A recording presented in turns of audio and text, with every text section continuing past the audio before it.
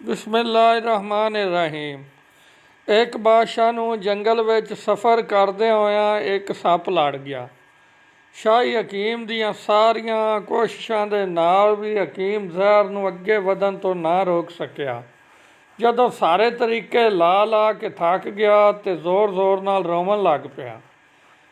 ਇੰਨੇ ਨੂੰ ਉੱਥੋਂ ਇੱਕ ਫਕੀਰ ਲੰਘਿਆ। ਬਾਦਸ਼ਾਹ ਨੂੰ ਜ਼ਹਿਰ ਦੀ ਦਰਦ ਨਾਲ ਤੜਪਦਿਆਂ ਹੋਇਆਂ ਵੇਖ ਕੇ ਬਾਦਸ਼ਾਹ ਦੀ ਲੱਤ 'ਤੇ ਜਿੱਥੇ ਸੱਪ ਲੜਿਆ ਸੀ ਉੱਥੇ ਥੁੱਕ ਸੱਟ ਦਿੱਤੀ।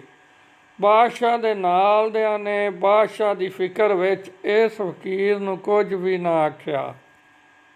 ਸ਼ਾਹੀ ਹਕੀਮ ਨੇ ਰੁਮਾਲ ਫੜ ਕੇ ਜਦੋਂ ਬਾਦਸ਼ਾਹ ਦੀ ਲੱਤ ਤੋਂ ਥੁੱਕ ਸਾਫ਼ ਕਰਨ ਲੱਗਿਆ ਤੇ ਹੈਰਾਨ ਹੋ ਗਿਆ। ਇਹਨੇ ਉਂਗਲੀ ਨਾਲ ਥੁੱਕ ਨੂੰ ਬਾਦਸ਼ਾਹ ਦੀ ਜ਼ਹਿਰ ਵਾਲੀ ਜਗ੍ਹਾ 'ਤੇ ਲਾਇਆ ਤੇ ਜ਼ਹਿਰ ਦਾ ਅਸਰ ਮੁੱਕ ਗਿਆ। ਬਾਦਸ਼ਾਹ ਨੂੰ ਹੋਸ਼ ਆਈ ਤੇ ਇਹਨਾਂ ਨੇ ਸਾਰੀ ਗੱਲ ਬਾਦਸ਼ਾਹ ਨੂੰ ਸੁਣਾਈ। ਬਾਦਸ਼ਾਹ ਨੇ ਹੁਕਮ ਦਿੱਤਾ ਕਿ ਉਸ ਫਕੀਰ ਨੂੰ ਫੜ ਕੇ ਮੇਰੇ ਕੋਲ ਲੈ ਆਓ। ਸਿਪਾਹੀ ਸਾਰੇ ਪਾਸੇ ਖਿੱਲਰ ਗਏ। ਥੋੜ੍ਹੀ ਜਿਹੀ ਦੇਰ ਵਿੱਚ ਉਸ ਫਕੀਰ ਨੂੰ ਲੱਭ ਲਿਆਏ। ਬਾਦਸ਼ਾਹ ਨੇ ਅਦਬ ਨਾਲ ਉਸ ਫਕੀਰ ਨੂੰ ਆਖਿਆ ਕਿ ਅਸੀਂ ਤੈਨੂੰ ਸਮਝ ਨਾ ਸਕੇ, ਇਸ ਵਜ੍ਹਾ ਤੋਂ ਮਾਜ਼ਰਤ ਕਰਦੇ ਹਾਂ। ਨਾਲ ਹੀ ਦਰਖਾਸਤ ਕੀਤੀ ਕਿ ਸਾਡੇ ਵੱਲੋਂ ਇੱਕ ਕਮੀਜ਼ ਤੇ ਅਰਬੀ ਘੋੜਾ ਕਬੂਲ ਕਰ ਲਓ। ਫਕੀਰ ਨੇ ਹੱਸ ਕੇ ਬਾਦਸ਼ਾਹ ਨੂੰ ਵੇਖਿਆ ਤੇ ਆਖਿਆ, ਇਹ ਕਮੀਜ਼ ਤੇ ਘੋੜਾ ਬੜਾ ਕੀਮਤੀ ਹੈ। ਮੈਂ ਇਹ ਕਮੀਜ਼ ਪਾ ਕੇ ਗਾਹ ਕਿਵੇਂ ਵੱਢਾਂਗਾ, ਕਿਉਂਕਿ ਇੰਨੀ ਮਹਿੰਗੀ ਕਮੀਜ਼ ਪਾ ਕੇ ਗਾਹ ਵੱਢਦਾ ਚੰਗਾ ਨਹੀਂ ਲੱਗਾਂਗਾ। ਬਾਦਸ਼ਾਹ ਨੇ ਆਖਿਆ, ਫਿਕਰ ਨਾ ਕਰ, ਤੈਨੂੰ ਘੋੜੇ ਦੇ ਨਾਲ ਨੌਕਰ ਵੀ ਦਿੱਤਾ ਜਾਏਗਾ। ਫਿਰ ਫਕੀਰ ਨੇ ਆਖਿਆ, ਮੈਂ ਇਹਨਾਂ ਸਾਰਿਆਂ ਨੂੰ ਕਿੱਥੇ ਰੱਖਾਂਗਾ।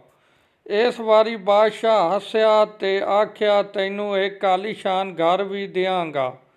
ਫਕੀਰ ਨੇ ਪੁੱਛਿਆ ਕਿ ਇੰਨੇ ਮਾਲ ਤੇ ਦੌਲਤ ਤੇ ਨੌਕਰਾਂ ਨਾਲ ਮੈਂ ਘਰ ਵਿੱਚ ਇਕੱਲਾ ਰਵਾਂਗਾ। ਬਾਦਸ਼ਾਹ ਬੋਲਿਆ, ਮੇਰੀ ਧੀ ਸ਼ਹਿਜ਼ਾਦੀ ਗੁਲਨਾਜ਼ ਨਾਲ ਤੇਰੀ ਸ਼ਾਦੀ ਕਰ ਦਿੱਤੀ ਜਾਏਗੀ। ਫਕੀਰ ਬੋਲਿਆ, ਅਗਰ ਮੇਰੀ ਸ਼ਾਦੀ ਹੋ ਗਈ ਤਾਂ ਮੇਰੇ ਬੱਚੇ ਵੀ ਹੋਣਗੇ। ਬਾਦਸ਼ਾਹ ਨੇ ਜਵਾਬ ਦਿੱਤਾ, ਬਿਲਕੁਲ ਹੋਣਗੇ ਤੇ ਮੇਰੀ ਦੁਆ ਹੈ ਘਣੇ ਹੋਣ। ਫਕੀਰ ਨੇ ਆਖਿਆ ਕਿ ਅਗਰ ਇਹਨਾਂ ਬੱਚਿਆਂ 'ਚੋਂ ਕਿਸੇ ਨੂੰ ਕੁਝ ਹੋ ਗਿਆ ਤੇ ਰੋਣਾ ਕਿਹਨੂੰ ਪਏਗਾ। ਬਾਦਸ਼ਾਹ ਨੇ ਜਵਾਬ ਦਿੱਤਾ ਕਿ ਰੋਣਾ ਤਾਂ ਤੈਨੂੰ ਹੀ ਪਏਗਾ। ਤੇ ਫਕੀਰ ਨੇ ਆਖਿਆ, ਜੇ ਹਰ ਸ਼ੈ ਲੈ ਕੇ ਰੋਣਾ ਹੀ ਹੈ ਤਾਂ ਤੂੰ ਆਪਦੀ ਹਰ ਸ਼ੈ ਕੋਲੇ ਰੱਖ। ਮੈਨੂੰ ਆਪਦੀ ਫਕੀਰੀ ਚੰਗੀ ਹੈ, ਜਿਹਦੇ ਵਿੱਚ ਮੈਂ ਖੁਸ਼ ਹਾਂ। ਦਿਲ ਉਹਦੇ ਨਾਲ ਲਾਓ ਜਿਹਨੇ ਦਿਲ ਬਣਾਇਆ ਹੈ।